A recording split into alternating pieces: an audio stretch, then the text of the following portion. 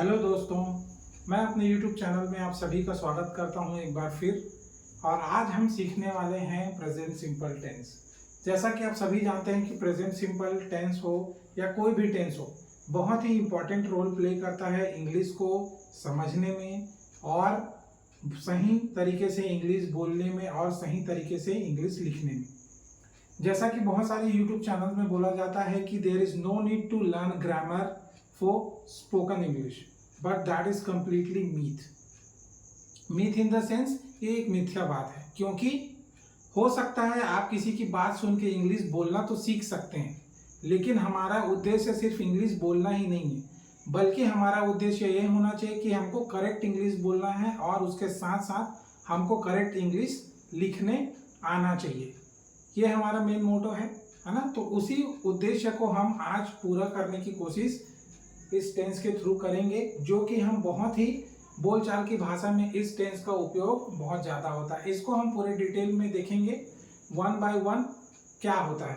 Present simple tense, present simple tense को हिंदी में कहते हैं that I am going to teach this tense bilingually. I will try to make you understand in Hindi as well as in English. Okay, so what we call this tense? सामान्य वर्तमान काल। सामान्य वर्तमान काल इसको हम हिंदी में कहते हैं। सामान्य वर्तमान काल का मतलब यही होता है कि जो वर्तमान में घटित हो रहा हो, इसको हम सामान्य वर्तमान काल के नाम से जानते हैं। उसके और कई वेरिएशंस हैं जिसको हम एक एक करके देखेंगे। सबसे पहले इस टेंस को समझने से पहले सबसे पहले हमको ये समझना पड़ेगा कि किसी भी टेंस को यूज करने से पहले हमको ये जानना पड़ेगा कि व्हाट इज सब्जेक्ट। सब्जेक्ट आप लोगों ने सुना होगा, जैसा कि मैंने यहाँ पे लिखा हुआ है forming the present simple tense. इसका मतलब यही है कि हम कैसे इस टेंस को फॉर्म कर सकते हैं, कैसे इससे वाक्य या सेंटेंसेस बना सकते हैं जो हम डे टू डे लाइफ में यूज करते हैं, और उसका करेक्ट फॉर्मूला क्या है, स्ट्रक्चर क्या है, इसको हम एक एक करके देखेंगे। सबसे पहले हमको समझना पड़ेगा it is for beginner and it is also for the fluent speaker और those who knows about this tense but they don't have any idea about what is subject. Subject in the sense, though a person, subject can be anything. Subject can be anything means it can be a person, a human being, or it can be a non-living being. For example, subject कोई भी हो सकता है। वो एक व्यक्ति हो सकता है, कोई वस्तु हो सकती है। सब्जेक्ट का मतलब यही है जो सेंटेंस में जिसके ऊपर हमारा सारा फोकस हो, वो हमारा क्या होगा, सब्जेक्ट होगा। उसको हम आगे चल के और देखेंगे, ठीक है। एक हो गया सब्जेक्ट, दूसरा होता है वर्ब। वर्ब के अलग अलग फॉर्म्स होते हैं। वर्ब के अगर देखा जाए तो 4 फॉर्म्स होते हैं जिनको हम टेंसेस में यूज करते हैं। इसमें हम यूज करेंगे प्रेजेंट सिंपल के साथ वर्ब का फर्स्ट फॉर्म, जैसे कि for example go, went and gone, and the another one is ing form, going. So these are the form of the verb. तो हम इसमें कौन सा टेंस यूज, कौन सा वर्ब का कौन सा फॉर्म यूज करेंगे, वर्ब का फर्स्ट फॉर्म। वर्ब का मतलब यही होता है क्रिया, क्रिया जिसको हम क्रिया बोलते हैं, इसको क्रिया बोलते हैं। इसको क्या बोलते हैं, कर्ता। कर्ता मतलब who is doing the action और who is performing the work, ठीक है। कर्ता जो है कर्म को सिद्ध करता है, उस काम को करता है, इसीलिए उसको क्या बोला जाता है, कर्ता हम कहते हैं। अब है इसमें हम क्या ऐड करते हैं, एस या ईएस। वर्ब में हम एस या ईएस कब लगाते हैं, जब हमारा सब्जेक्ट अगर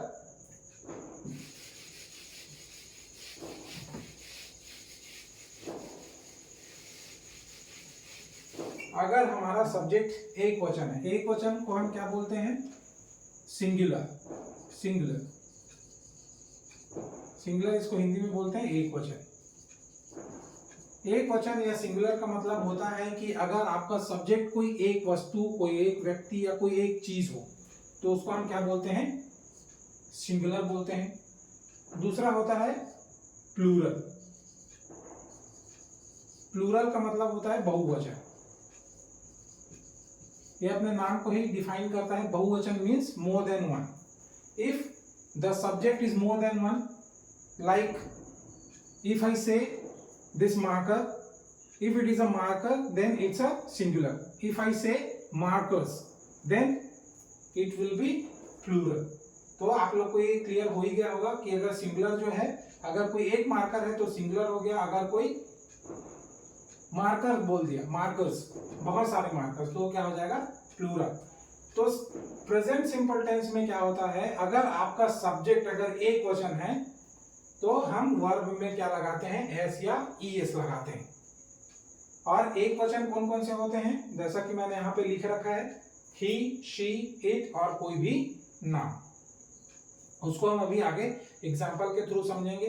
आई होप इतना आपको क्लियर हो गया होगा कि क्या सब्जेक्ट होता है, क्या वर्ब होता है, और वर्ब में एस या ईएस किस स्थिति में हम लगाते हैं, उसको हम आगे और देखेंगे। अभी डिटेल में समझने की कोशिश करेंगे।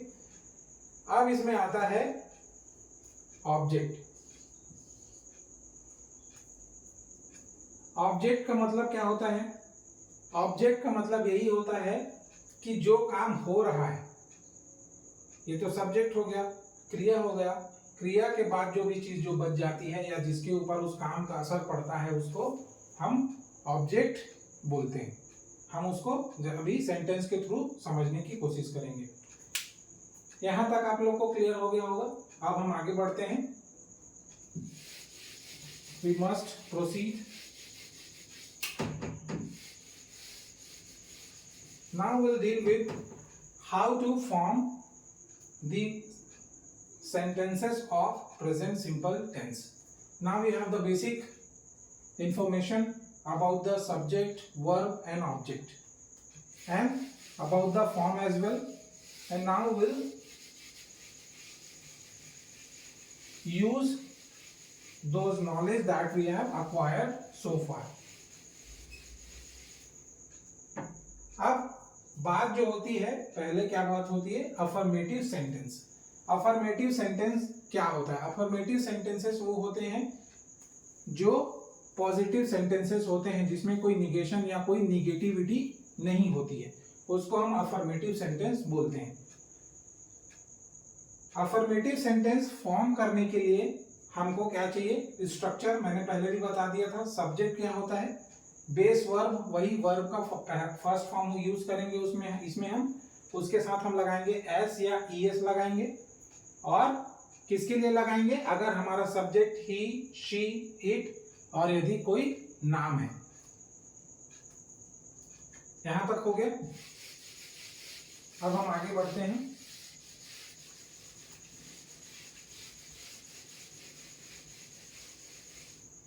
अब देखिए,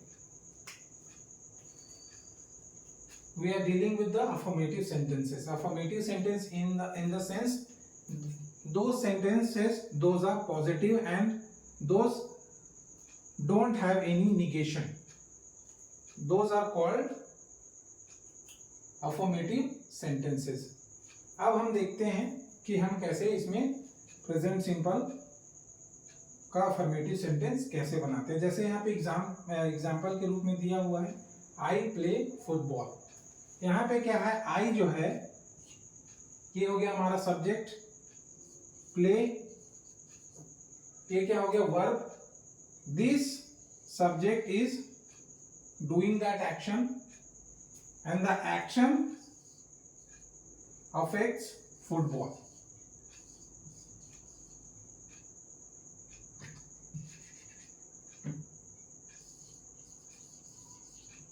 ये देखिए, जैसे कि मैंने पहले बताया था, इसको अगर मैं हिंदी में समझाने की कोशिश करूं तो क्या होगा? यहाँ पे मैं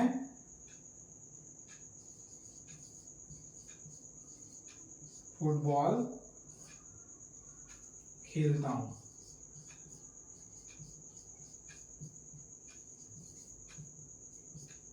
ये होगा। तो हम पहले हमारा क्या होता है अफर्मेटिव सेंटेंस में या प्रेजेंट सिंपल टेंस में, पहला हम क्या लगाते हैं सब्जेक्ट, देन उसके बाद वर्ब, और वर्ब के बाद ये हो गया हमारा ऑब्जेक्ट। सब्जेक्ट जो है क्रिया करता है और उस क्रिया का असर किसके ऊपर पड़ता है ऑब्जेक्ट के ऊपर। जैसे फुटबॉल को हम खेल रहे हैं, है ना, तो ये हो गया। अब इसमें समझने वाली एक बात ये है, दूसरा जो एग्जांपल है यहाँ पे, सी प्लेस फुटबॉल, यहां लिख देता हूं, सी प्लेस फुटबॉल। अब देखिए इसमें हमारे दिमाग में नेचुरली एक क्वेश्चन आएगा कि ये जो है आई जो है ये भी सिंगुलर है, एक है, और इसके साथ हम क्या लगाए हैं वर्ब का first form without using S और ईएस। दूसरा जो सेंटेंस है इसमें हम क्या लगाए हैं शी प्लेस फुटबॉल, वह फुटबॉल खेलती है। अब इसमें डिफरेंस कहां पर है, यहाँ पे कोई एस नहीं है और यहाँ पे एस है।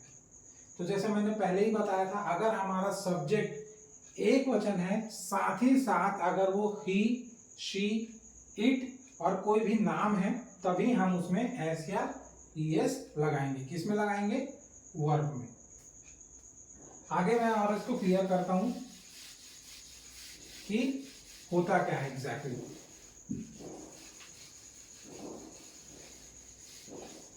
आई होप यहां तक समझ में आ गया होगा। So let's move further. She plays football.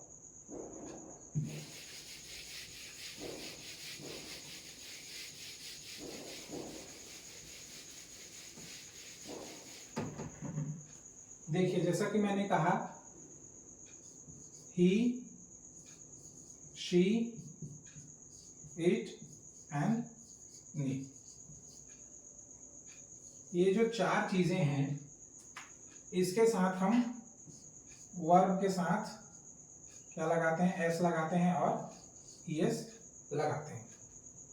ठीक है, जैसे कि अब एग्जांपल देखिए, ही runs, he runs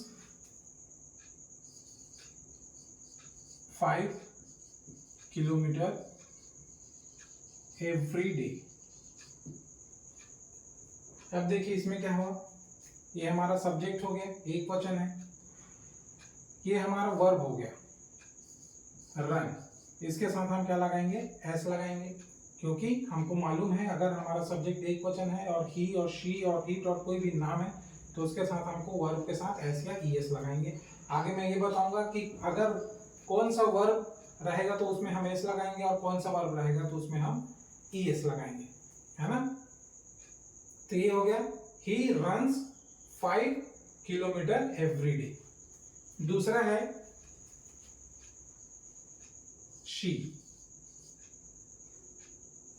C eats, ये देखिए छोटा सेंटेंस है, सी eats, it works, it works, यह काम करता है, वह खाती है। इसको अगर हम हिंदी में समझे तो वह खाती है, इसका मतलब होगा यह काम करता है, यह काम करता है। अब देखिए अगर इसमें कोई नाम है, जैसे कि फॉर एग्जांपल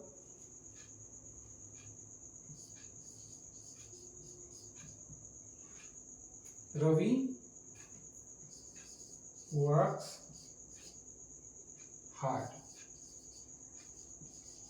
इसका क्या मतलब होगा कि रवि बहुत मेहनत करता है, रवि कड़ी मेहनत करता है।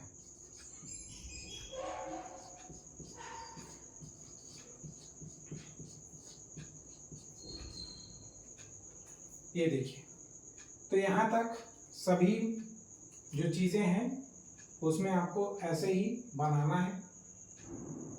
वर्ब के साथ आपको एस या ईएस लगाते चलना है अगर ये सारी चीज़ें अगर आपको दिखें। अगर नेम में क्या होता है, अगर दो नाम है तो वहाँ पे क्या होगा, एस या ईएस नहीं लगेगा, वहाँ पे डायरेक्ट क्या होगा, वर्ब का फर्स्ट फॉर्म लगेगा, क्योंकि वहाँ पे हमारा सब्जेक्ट जो है एक से अधिक होगा, बहुवचन में होगा। ठीक है, is it clear? Now will see the other thing. अब रही बात आई और यू की, क्योंकि मैंने पहले जैसे बोला था कि अगर हमारा सब्जेक्ट एक वचन हो तो हम उसमें एस या ईएस लगाएंगे, किसमें, वर्ब में। लेकिन ये भी एक वचन है, लेकिन इसके साथ हम एस या ईएस नहीं लगाते हैं, इसके साथ हम डायरेक्ट वर्ब का फर्स्ट फॉर्म लगाते हैं। जैसे एग्जांपल से समझेंगे।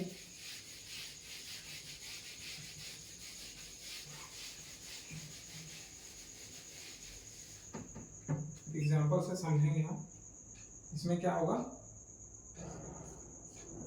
I drink water, I drinks नहीं होगा इसमें, ठीक है, आई ड्रिंक वाटर।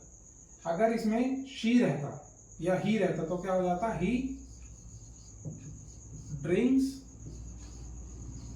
वाटर, ये होता। देखिए डिफरेंस समझिए, यहाँ पे ही है तो यहाँ पे एस लग गया, ठीक है। यू के साथ भी हम क्या लगाते हैं, कुछ नहीं लगाते हैं, उसके साथ हम डायरेक्ट वर्ब का फर्स्ट फॉर्म लगाते हैं। जैसे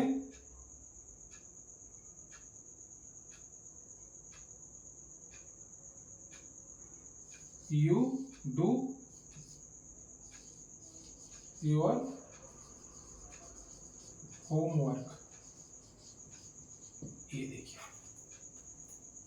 यहां तक क्लियर है। यू